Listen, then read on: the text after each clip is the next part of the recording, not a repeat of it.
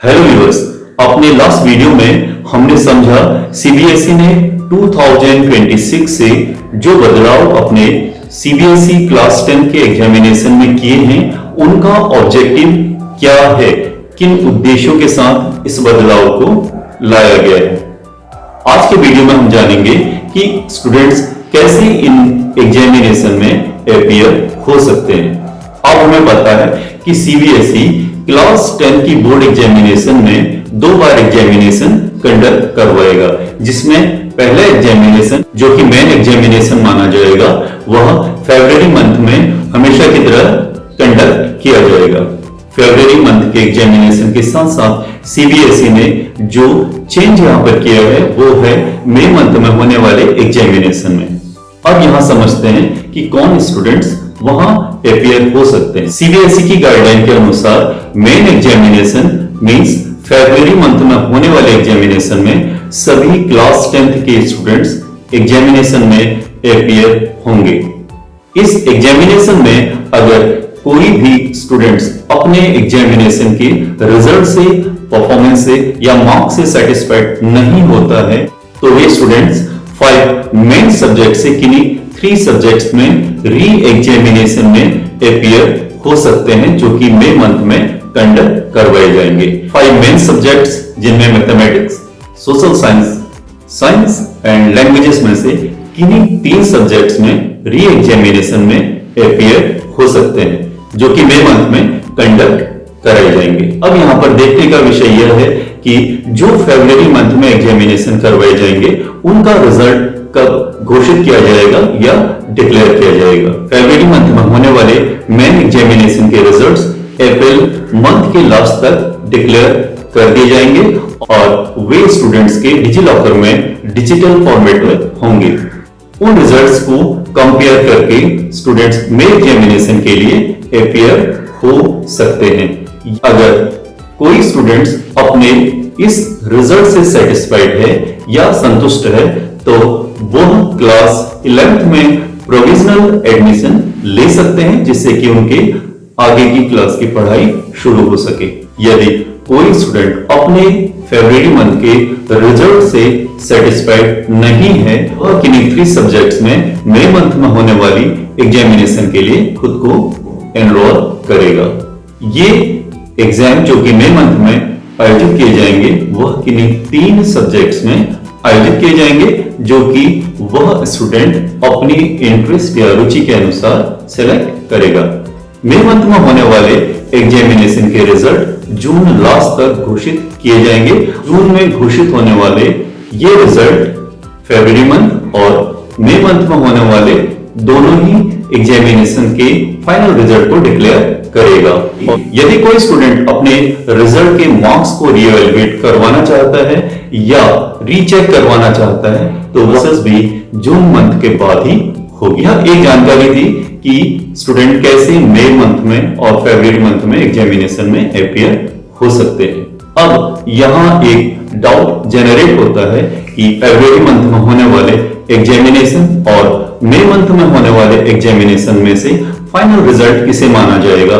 CBSE की guideline के अनुसार इन दोनों ही परिणामों में जो बेहतर परिणाम होंगे वही मार्क्स उस स्टूडेंट के फाइनल रिजल्ट में काउंट किए जाएंगे। मींस अगर फरवरी मंथ में होने वाले एग्जामिनेशन से बेटर मार्क्स उसके मई मंथ में स्कोर होते हैं तो मई मंथ वाले मार्क्स ही फाइनल रिजल्ट में काउंट किए जाएंगे। सीबीएसई का यह एग्जामिनेशन का ऑब्जेक्टिव बच्चों में स्ट्रेस लेवल को कम करने और उनको बेहतर अवसर देने के लिए ही किया गया है। और यहाँ पर एक और बदलाव की जानकारी जरूरी हो जाती है। हमारे कुछ स्टूडेंट जो कि स्पोर्ट्स एक्टिविटीज या गेम्स की एक्टिविटी में इन्वॉल्व रहते हैं, अगर उनकी कोई भी स्पोर्ट्स एक्टिविटी की डेट उस एग्जामिनेशन डेट से क्लैश करती हो या मिलती हो, जिससे उसे उस एग्जाम को छोड़ना होगा या उस स्पोर्ट्स एक्टिविटी को मिस करना होगा, इसके लिए भी सीबीएसई ने सुझाव दिया है। अगर कोई स्टूडेंट जो कि किसी स्पोर्ट इवेंट में पार्टिसिपेट करने के लिए उस डेट को बाहर है या एग्जाम में अपीयर नहीं हो सकता है तो वह स्टूडेंट बाद में मई मंथ में होने वाली एग्जामिनेशन में अपीयर हो सकता है। इस बदलाव से अभी तक होने वाली परेशानी से वह स्टूडेंट बच सकता है और उसके करियर के साथ साथ उसके स्पोर्ट्स एक्टिविटी पर भी कोई असर नहीं पड़ेगा।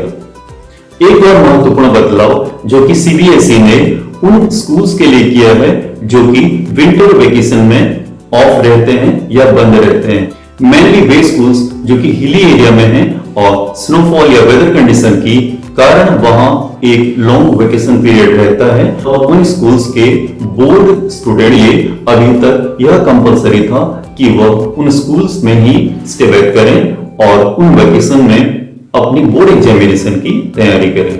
अब उन स्कूल्स के लिए एक और ऑप्शन मिला है एग्जामिनेशन में अपीयर होने के लिए। अब फरवरी के स्थान पर वह मई मंथ में होने वाली एग्जामिनेशन में अपीयर होंगे, जो कि एक बहुत बड़ा बदलाव उन स्टूडेंट्स के लिए है और इससे उनका स्ट्रेस लेवल कम होगा और वह एकेडमिक परफॉर्मेंस बेटर कर सकते हैं। इसी के साथ CWSN कैटेगरी में आने वाले वे स्टूडेंट्स जो दिव्यांग हैं उनके लिए दोनों ही मोड्स ओपन होंगे, अर्थात वह जब चाहे एग्जामिनेशन में अपीयर हो सकते हैं फरवरी या मई मंथ में।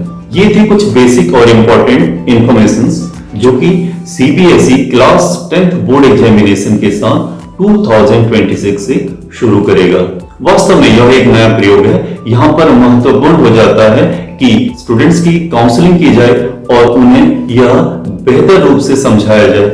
हर परीक्षा महत्वपूर्ण होती है, उसे स्ट्रेस के साथ नहीं लेना चाहिए। कोशिश ये करनी है कि फरवरी मंथ में होने वाले एग्जामिनेशन को ही हम महत्वपूर्ण माने, क्योंकि अगर कोई स्टूडेंट फरवरी मंथ के एग्जामिनेशन को सीरियसली नहीं लेगा या नहीं ले रहा है तो मई मंथ में होने वाली एग्जामिनेशन तक उसका एकेडमिक मोमेंटम कम हो सकता है या नीरस हो सकता है, जिससे दूसरी बार की परीक्षा में भी उसका प्रदर्शन बेहतर नहीं होगा। सीबीएसई का यहाँ मुख्य उद्देश्य, जैसा हमें पता है, कि स्टूडेंट्स के ऊपर एग्जाम प्रेशर को कम करना या उसे खत्म करना है, जो कि एग्जामिनेशन पैटर्न में बदलाव के साथ किया गया है।